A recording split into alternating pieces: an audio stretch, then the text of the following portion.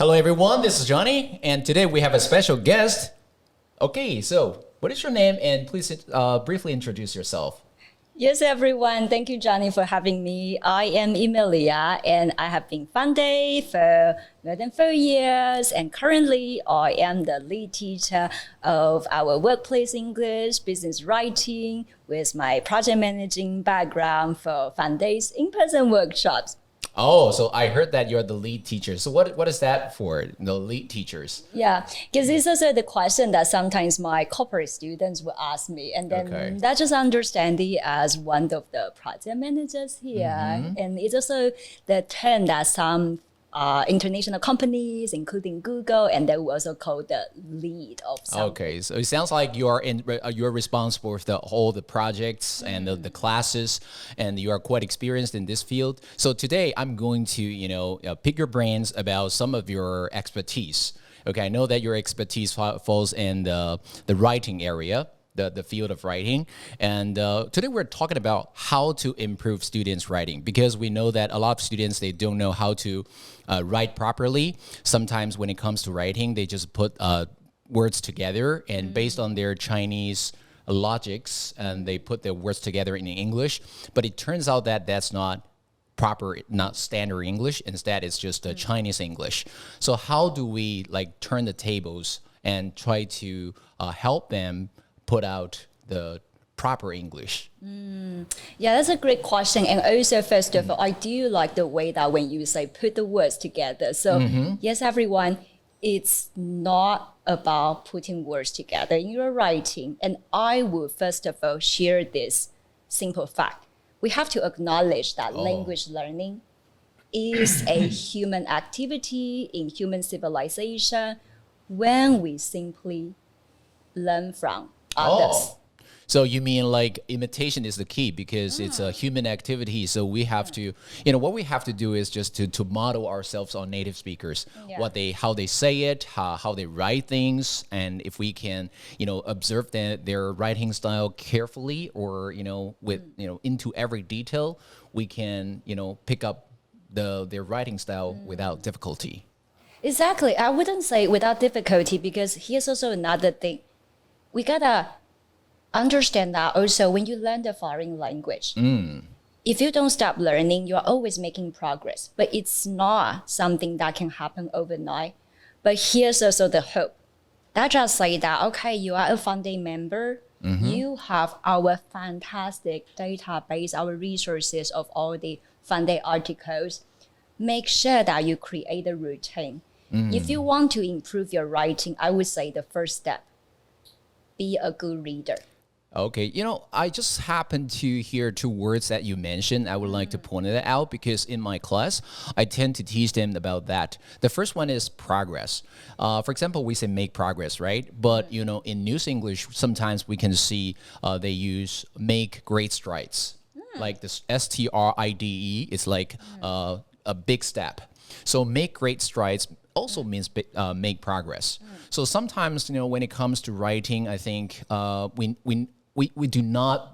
should not be satisfied with what we know already, but we should know how to sometimes use other words to replace the words that at the current level that you use. I think that would be, make your writing at a higher level, and also, you can write like a native speaker. And the other word is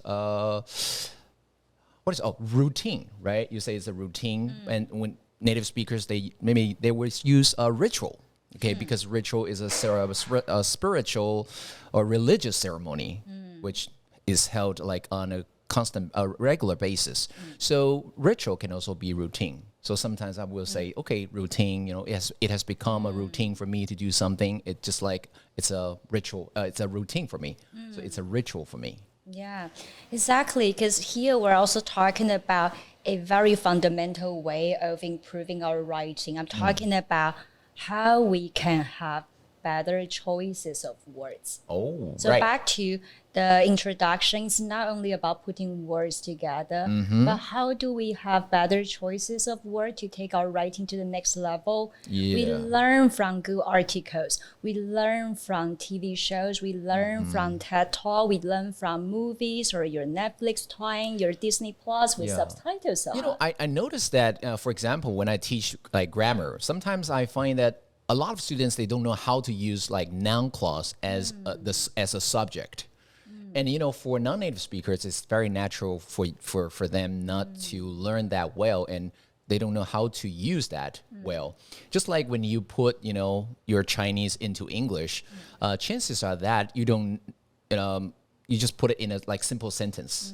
But instead, like native speakers, or maybe for Chinese native speakers, when we say something, our subject can be a long one. Maybe it can be a noun clause. But a lot of like English learners, they don't know how to use that, like to put the noun clause as a subject. Yeah, it's also back to the routine. If you want to call it ritual, it's also even more beautiful because ritual, that in English we understand it as, okay, the routine that you have already established, and then you even kind of enjoy it. You treat it as the very special me time that you want to do your learning, right?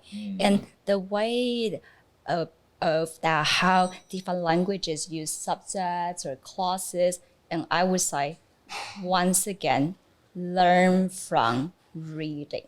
If you don't have the input, you cannot expect yourself to write it down as the output.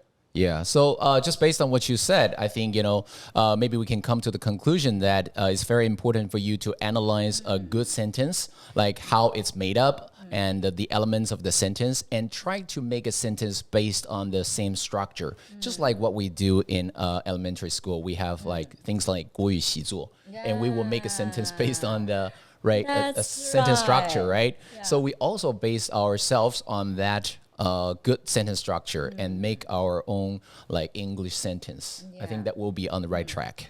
Exactly, and that's also back to what we say, we treat our language learning process as an imitation game. So when it comes to like materials, like you just mentioned some, so can you be more like, we can go into more details about what we can make use of, you know, when it comes to writing, improving our writing? What can we learn online? Is there any other resources that we can use on the internet, or maybe our classes on Funday? I mean, for sure. And then we are so fortunate to be this digital age that when reading wouldn't be only from actual books, right? So first of all, Funday articles, but this is the part that you can push yourself a little bit out of your comfort zone. That's just say if you are right now a A2 level student, I do encourage you to read B1 articles because you want to take it to the next level, right? But of course, there are definitely some words, some phrases that you wouldn't understand, I mean, during your first reading. So that's the moment you pause and learn. And even you need to do some more research, but it is the process you need to take. Okay, so I think the salient point here that we can, you know, emphasize is that for some writing materials, like on Funday, we have our, you know, B1, B2, or A1, A2 level articles, and for every article, it's accompanied by teacher's explanation. I think I'm also responsible for the recording of that. So all our teachers will explain all the like sentences like one by one, and tell you how to analyze a sentence. I think once you can analyze the sentence, you can understand how to, you know, put words in different places, and you can have a good command of English. Exactly. Yeah. I would also like to offer the one last tip, okay, maybe as our conclusion. That is also the tip that I have been doing in the lecture room, and that is also the class our Johnny also has been teaching over the past couple of months, right? Yeah. So sometimes in that lecture room, I do a little bit demo by showing students that how I do the paraphrasing. Oh, paraphrasing, right? How I summarize a certain paragraph or sentence, or simply how I put some phrases or the one certain sentence in other words. And the reason why that I also have been sharing this in my lecture room, because this is how I did my notes when I was a student. And if I would be so bold and cheeky, I would say I was quite a good student. So it is also quite a successful tip for you. From reading, you do your notes, you challenge your mind by putting it in your own words, by also expand it into other that just say related area based on the certain topic. You definitely are practicing your writing as well. Yeah, I think, you just mentioned one important thing, which is paraphrasing, because a lot of students, they are not used to doing the paraphrasing, and they rely or depend on too much on their, like the sentences. For example, sometimes when I'm in class, when I ask students to paraphrase, they are afraid of making mistakes. They would rather read the sentence you write for them. But, I think it's very important for you to step out of the comfort zone, as we always mention, that you can, just do not be afraid of making mistakes. And you need to, learn by trial and error. Okay, so you can grow, you can, you can make progress, you can make great strides when you make mistakes. And then next time you will get it right, I think.